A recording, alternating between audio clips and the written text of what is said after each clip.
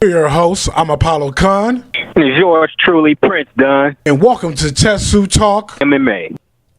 What a night tonight. A night of decent fights. It was good fights tonight. I couldn't complain. A night where I guess RDA, trying to prevail as a new contender in the welterweight division. GSP seems like he's not going to. Man, that's shocking. Yeah, that's shocking. Yeah, let's touch on that before we get into this card. Review this card tonight. DeSantos versus Robbie Lawler. We'll touch on that in a minute. That card, the main card. But yeah, it's a lot of things to be going on since we been away from the MMA TETSU Talk world. We're back, and we're going to be in full effect now. We're going to have more shows. We're going to have a lot of news updates, stuff like that. I'm going to start doing a show where I have updates on called Top Talk. I did that before, but I had wrestling involved, WWE type stuff. Now we're going to start doing MMA full time.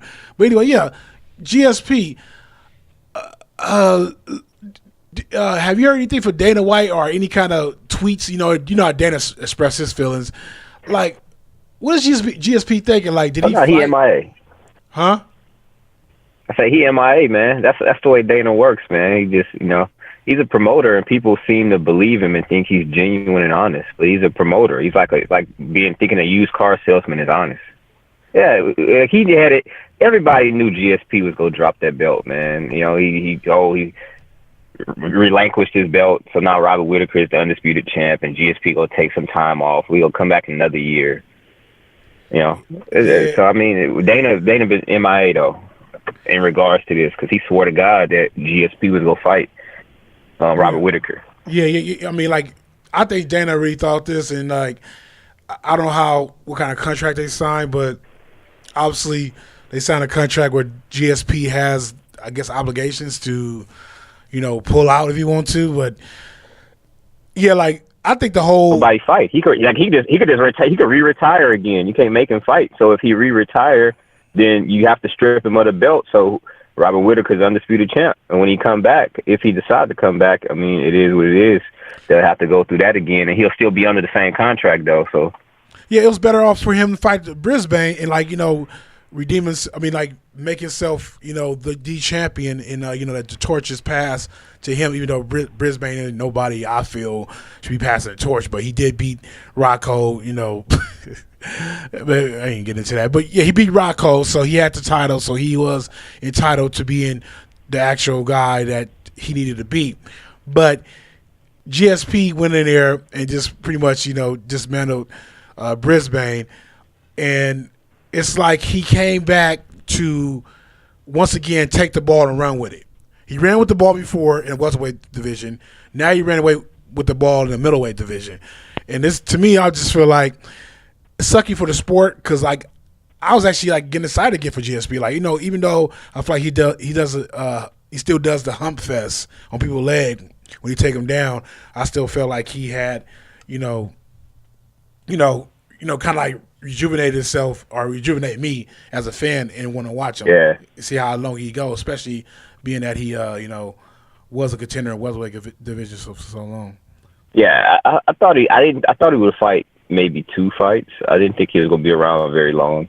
Yeah. I thought he was going to fight maybe 2 fights and then be gone again forever. But after winning the belt, do you really Robert Whittaker? I think Robert Whittaker KOs GSP. You know what I mean?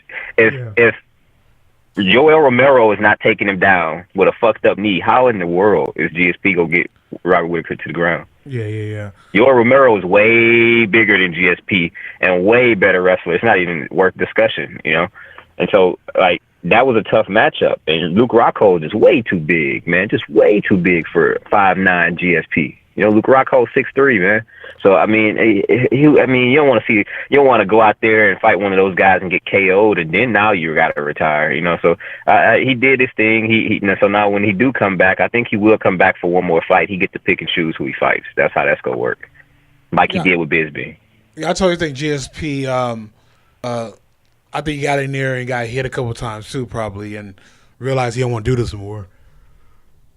Who knows? I mean, Yeah, he looked damn good though, man. He looked damn good though. Yeah. I mean, to be on the shelf for a while, he looked good. But who knows? I mean, maybe he'll come out and make a statement and let it be known, totally why he stopped doing. I don't know if you heard anything, but I haven't heard anything about it other than I saw articles and I didn't read them. But I was just like, okay, I kind of didn't want to read it because I was just like, it was annoying just knowing that he just he pulling out again. But anyway, let's get to this card tonight. It was a decent card, some good fights. I didn't really watch the fights. That was kind of what's that one guy name? Here I go. Bemboza or whatever his name. The guy he fought the Italian guy, and he was doing the same thing he always does, which is like run around. And I was kind of getting annoyed with that fight, and finally he got caught, which I love because I was like, dude, you deserve to get caught for fucking doing the do-si-do for like fucking round and a half. And the Italian dude got the clinch, and that was a wrap. But dude, he ain't that good. Like he had that one knockout I think he had, but like he's not that great. I think he was great in the lower circuit of fighting. But but at this level, he's got it straight. I agree. Yeah, straight. I agree. Yeah, it was a lot of knockouts. There's a lot of knockouts on this card, man. Like like all the brothers lost too. They probably all the brothers won. Jared Cantonier lost. Darren Stewart lost. The African brother that do the splits, he lost. Got TKO'd. Danny Roberts, for God's sakes, man. God bless him, dude. God bless Danny Roberts. He gets knocked out. Dude. Trujillo loses. And then the other African brother, with the little rat tail in the front. That's what I'm talking about. So I'm like, what's going on? Right. It's trying to circle the cage, got caught with that knee, and the motherfucker just went to sleep face down. Face down. Yeah, Roberts is funny because he got pissed that he got knocked out. It's like, well, he didn't know what happened. He got woke up and thought he was still in the fight.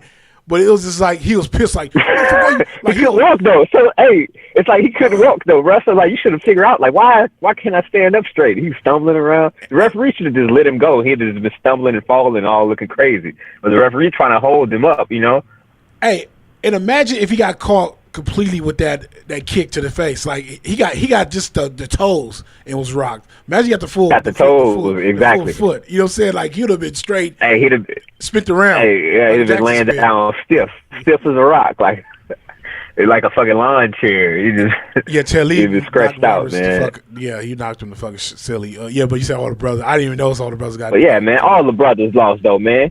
They probably put all the brothers in the same dressing room too to warm up. Like, all right.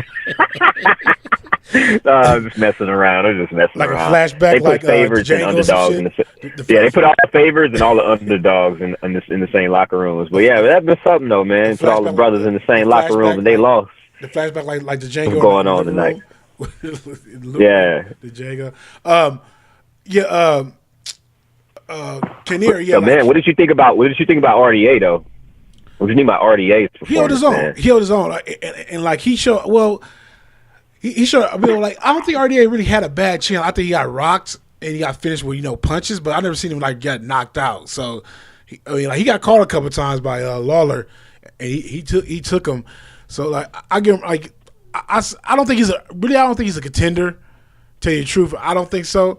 But I mean, he went past Lawler, so he deserves to be in the top. Yeah, I think Robbie Lawler is just done. I think Robbie Lawler's done being a top 10 fighter. I think anybody like go down the top 10 welterweights.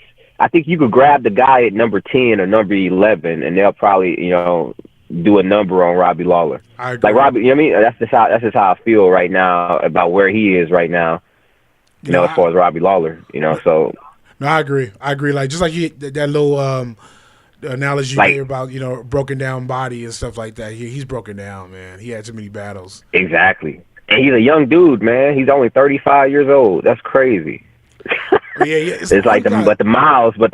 It's like Aldo like 33, but with the miles and the tread on them tires, man. Crazy. The miles on his body. Yeah, that's crazy. But like. I ain't got the card in front of me. I didn't have time to put it up because I know we quickly just decided to do this show and give our reviews. So the first match, what was the first match on the main card though? I can't remember. Oh, the first match was on Glover. Glover versus Misha. Yeah. Misha serving off. See, Yeah, Misha's, man, they tried their best to hype up Misha, man, but like he looked like a can. First you get knocked out in like 13 seconds by my man Ozdemir, and then now you get choked.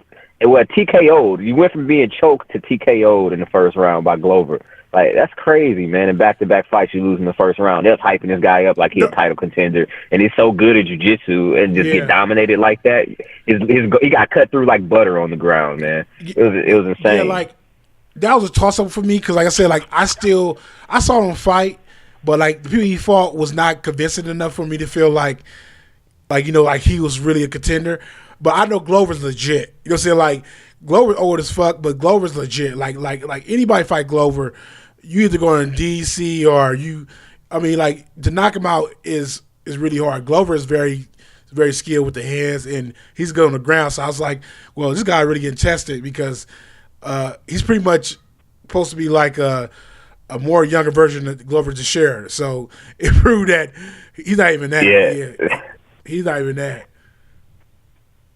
Yeah, so I mean that was the first fight to open up the main card, and then the next fight was my fight of the night, which was Mike Perry and Santiago what's it, how to pronounce his name? Ponzinibbio, I think it's Ponzinibbio. Yeah, I like him, dude. You know what I like his story. I don't know, my Argentinian ain't up the game, my Spanish. So, but he's a beast, man. He's a dog. I like his story. Like, I seen his countdown, and like his story is so. Like I said, I don't even get heartfelt like that about stuff, but him I did because it's like. Man, they got you emotional. They got you, man. The UFC production. They got me. Hey, I could have dropped a tear because I can't cry. I don't know why. It's the weirdest thing ever. I wish I could be one of them guys out there that can cry. I can't cry for nothing, seriously. But you know, it got me. I felt for him because he like his story, like he was saying, like he got friends at the dojo, but you know what I'm saying, once he did the dojo, that's it. You know what I'm saying? But he has nobody. You know what I'm saying? Like all his family's in Argentina, and pretty much he's by himself. Like he likes it that way. Like he goes home, does his own thing. I'm pretty sure he probably get a little ass or whatever like that. But you know what I'm saying, he meditate and he go back to train. He train every day. And he's disciplined to a point where like he doesn't care about anything but fighting. And when I heard that, I was like, I heard like I said, you know, they train hard, this and that, but they got family at home, friends they kicking with. He does none of that. Exactly, yeah. Got their kids. Yeah, he's sacrificing everything for his dream to be champion one day. Yeah. He's sacrificing his family. He's sacrificing his future as far as his relationships, and he's sacrificing everything for this. Yeah. Yeah, like and man. So I feel you. And he came out there and he fought hard too, and he wanted it more towards the end, and you saw it. And Mike Perry fought a good fight, but say you can't cry, Apollo. You and Mike Perry, y'all go cry in the car together, man. Y'all go cry in the car. You know what I mean? No, I like Mike Perry, but he started getting annoying. I wanted him to get kind of humble, and I thought Ponzinibbio was the one to do it because like I've been watching him for a while now, and he's good.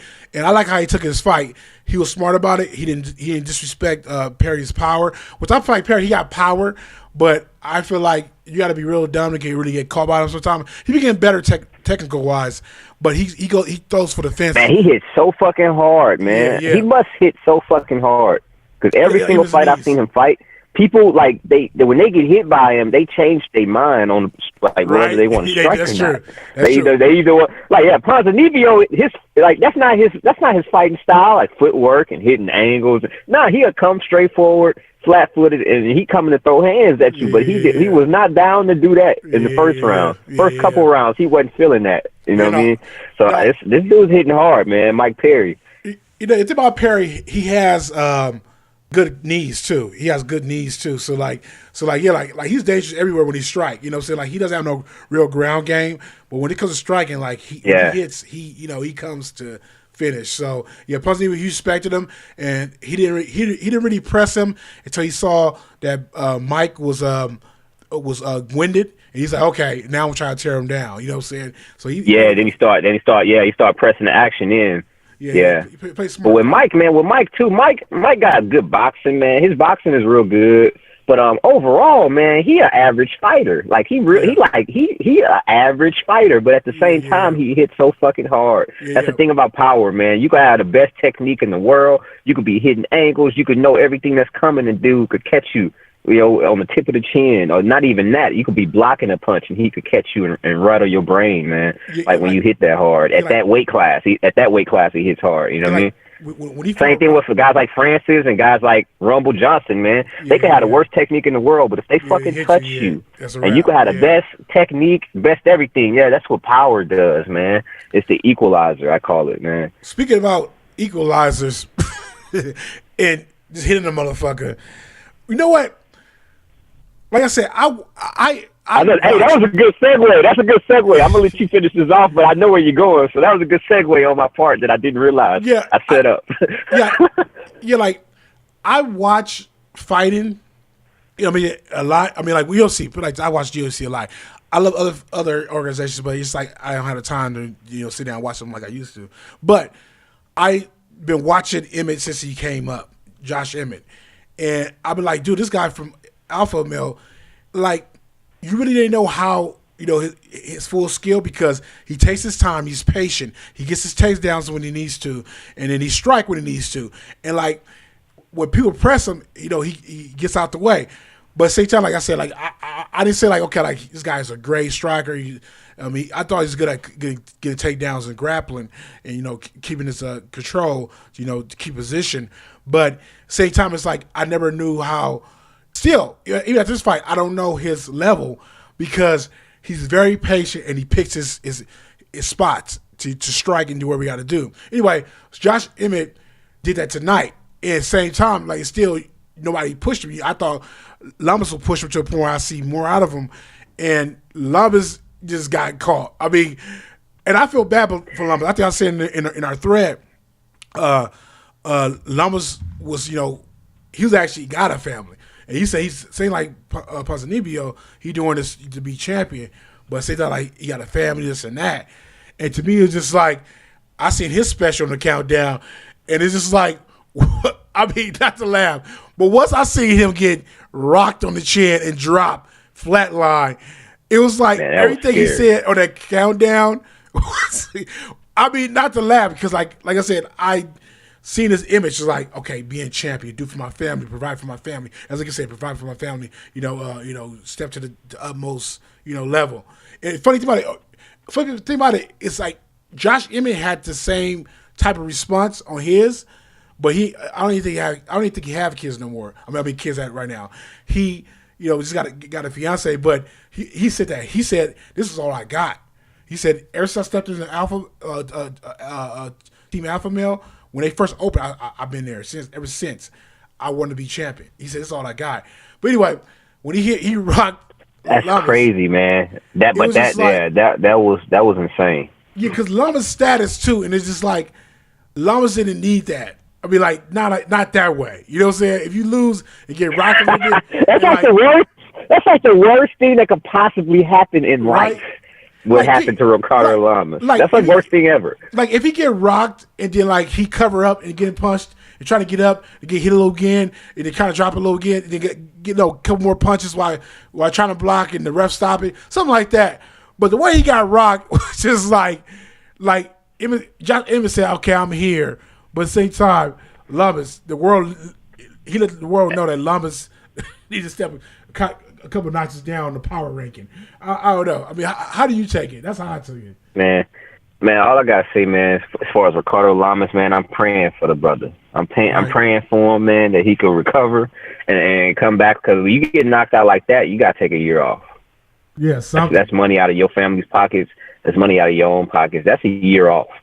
And if you don't take a year off, whoever you fight next, don't matter who it is, they're most likely going to knock you out because it takes about a year to recover for some shit like that, dude. If he would have got hit on the ground maybe 3 more times, he could have died. That's how serious it is when someone gets knocked out like that. A lot of guys, and it's crucial that you don't hit them repeatedly when they're in that state. Because a lot of guys get knocked out, like we said earlier with Danny Roberts. He got knocked out, but he wasn't like that. You know what I mean? Yeah. And he was out. That line like that to where your whole body locks up, your whole muscular system just locks up to where you can't move, to where if you didn't have a mouthpiece in your mouth, you'll be biting your tongue. Like, that's dangerous, man. So, like, I feel bad for the brother, and the fact that he took this fight on short notice, it should be a lesson. Should be a lesson to all veteran fighters. You know, number one, don't take short notice fights against unknown opponents. Right. He had no idea who Josh Emmett was. We knew who Josh Emmett was, but he had no idea who. He had never heard or seen Josh Emmett. He probably didn't know if he was southpaw or orthodox. He was fucking him, just go out there. So not only did he take a short notice fight against a guy he had no knowledge of, then in addition to that, you showed a man no respect in the beginning of the fight. You should be filling him out, right? You know nothing about him. Right. You know nothing about him. So you don't have a filling out process in that first round and say, okay, he sucks at this, he sucks at this, he's good at this, man, he is hard. He's good at, so like you could figure out exactly how you're gonna beat him and what his strengths and weaknesses are. You didn't give yourself the opportunity to figure that out if Ricardo Lamas. You went out there and thought that I'm better than him. He's a scrub. He's the cab driver. I'm going to go out there and starch this dude, and I have no respect for him whatsoever. And you saw what happened to him. Because if they fight 10 times, Ricardo Lamas probably beats him 9 of those times. This is that 10% where he doesn't beat him, you know? Yeah. That was, yeah. I mean, I think it would have went to the decision if it kept going the way it was going. But like think about it too. It's like I said, Josh Emmett is unpredictable, not having too much footage of him going beyond just back and forth striking and him doing takedowns. So like Lamas went in there with pretty much limited information about this guy. Well, this guy knew Lamas whole breakdown, because like he's pretty much established fighter to at the point he got a lot of film that you can just break that shit down. But yeah, then he got some good coaches too at Alpha Male, man. I'm not crazy about the Alpha Male guys. I'm not crazy about I like Uriah Faber, but I'm not crazy about the culture of that gym. I'm just not, not at all, not even a little bit. Yeah, but they're phenomenal coaches, though. That's something you can't take away, and the success shows. The proof is in the pudding with all these young guys. Yeah, it's showing. It's showing. Yeah, like it was good night fights. Shib. Yeah. I mean, but before we close out the show, so let's go back to the main event. What do you think is next for Robbie Lawler and RDA? But starting off with Robbie Lawler, like what does he do next?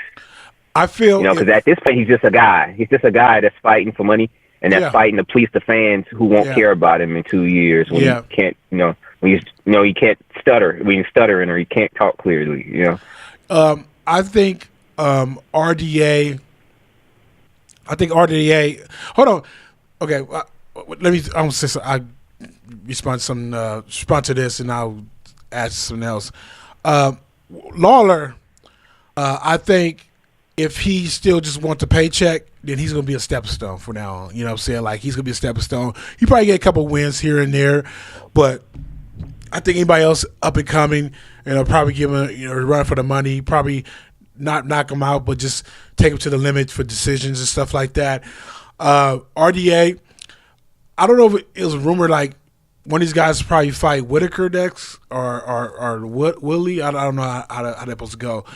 But no, sorry. I'll talk about another. Whitaker is middleweight. Sorry, supposed to get a title shot with Woodley. They talk about Tyron Woodley. Yeah, with Woodley. Okay. So yeah, they're saying RDA. He's the number one contender now. But at the same time, if it make money, it makes sense. But if it don't make money, it don't make sense. Yeah, like I can see that they don't want to do another Wonder Boy, but I feel like RDA should go through Wonder Boy before he does that. But I feel like they're probably doing this because that's a good fight. Yeah. But I think they're doing this because the odds is Wonder Boy could win this fight, which is high odds. So instead of having to win, have a fucking board fest. You know what I'm saying? Let's get RDA in a possible, exchange fight instead of another fucking, paint pillar. You know what I'm saying? Off the fucking building. Yeah.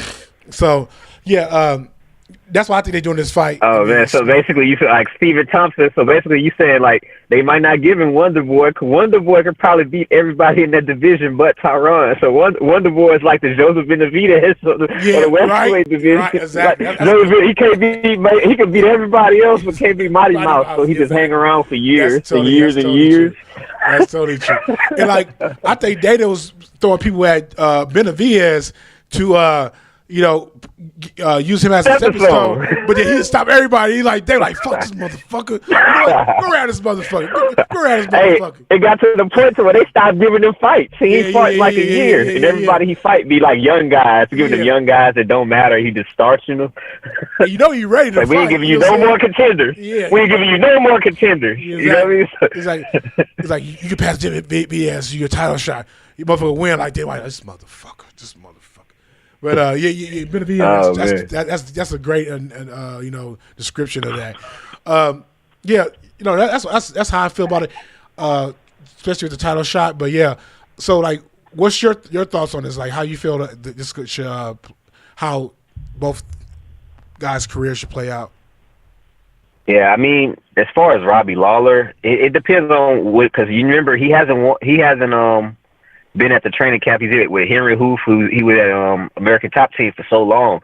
So now he's changed camps, and you just got to wonder how much is that fire still burning in Robbie, you know? Right. But the fire is not as strong as it once was. Like during interviews, he's smiling, he's laughing before the fight, and he's just different. His demeanor's a little he used to be so cold and short. Oh, Robbie Lawler, I'm gonna knock him out. And he'll just not blink. And you're like, what the fuck? Okay, well, this interview's uncomfortable, and it's over. But now he's talking and communicating, and he's laughing, and he was laughing, clowning, and smiling with Tyron Woodley after the weigh-ins during the interview. He's on Fox Sports, you know what I mean? And I was just like, man, this is like, he's showing his personality a little more, but is that a good thing or a bad thing? Yeah. Because, he's not ruthless. He's not ruthless anymore. Ruthless Robbie Lawler. Yeah, like... he's not as ruthless. Yeah, like, well, I think it is, he's... I think he's at a place in his life where he's mentally where he want to be as like, okay, he kind of he's at peace. Yeah, like that's why I think he went in there. He's kind of like, regardless of what happened, I'm good, type thing. You know what I'm saying? So like, I mean, if that's the case, I would like to see him fight maybe one or two more fights and hang it up, because that's the one thing that's when you know it's over. Whenever when you find peace. Yeah, because anyone that fights, anyone that chooses fighting as a profession or as a hobby, like, you don't have peace somewhere in your life. You can't possibly have peace, so you wouldn't want to fist fight for a living. So if he's a fighter and he's found peace, then it's time for him to step away, or he's gonna get hurt. Yeah, he's gonna get hurt. But so I would like to see him fight another fight. Don't give him a young guy, you know what I mean? Try to give him a young guy, get him KO'd or get him, embarrassed or maybe he'll just get like eked out by a decision by a young guy. I'll say, give him a guy that could give him an exciting fight that's kind of on the back nine as well, kind of like he is, Yeah, I can see him. I can totally see him doing commentating and something like that too later on. He's like one of those guys that can do something like that later on.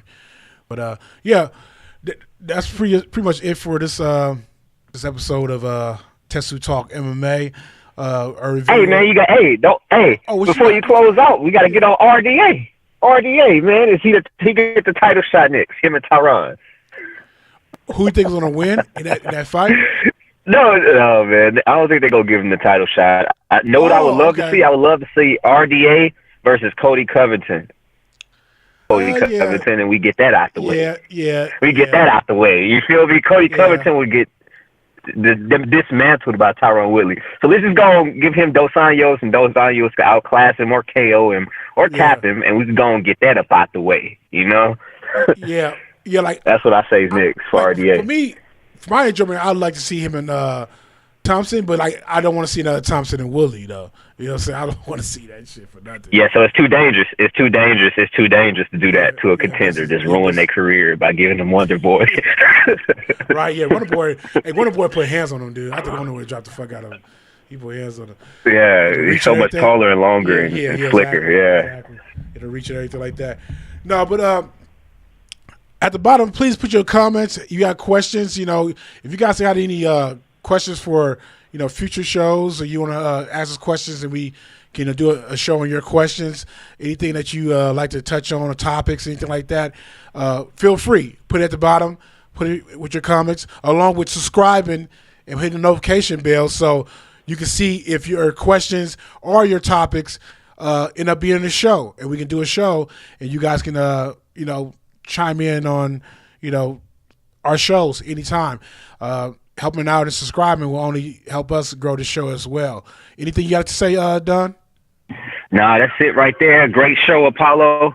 As usual, definitely looking forward to the fights next week, and we'll be back, folks. It's yours truly, Prince Dunn. Right on. That's TETSU Talk. And guys, as always, please keep it TETSU. Oh, that's UFC music. But we wrote our UFC music. That's old school. Let's do that. We're on music. Let's roll. What?